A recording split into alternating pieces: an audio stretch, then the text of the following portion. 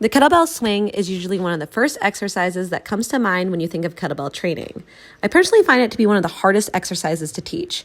This is because many of us skip to doing swings without ever learning and understanding the basics. We create bad muscle memory, which can lead to injury. It's time to receive all the benefits the kettlebell swing has to offer. Let me help you break it down. I think it's very important to start with glute bridge lifts, where there's a focus on creating a shield with your abdominals. You do this by exhaling air forcefully out of your mouth and pulling your ribs down towards your hips. Focus on squeezing your glutes as tight as you can at the top of the bridge. Next, we have a hardstyle plank. The hardstyle plank teaches you full body tension. In the plank, you imagine like you're dragging your elbows towards your feet and your feet towards your elbows. You want to be rigid and tight with every muscle contracting in your body. Third is a supine total body tension hold.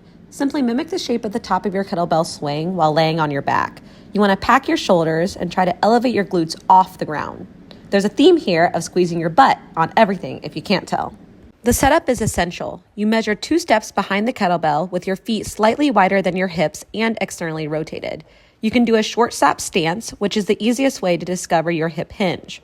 Place your hands on your knees and stretch your butt back. Next, pull your belly in.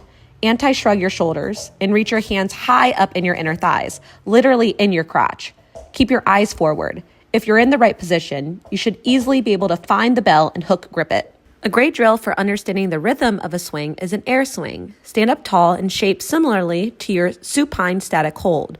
Lower the arms until your biceps are in line with your rib cage. Break out your hips and mimic the shape of the short stop stance.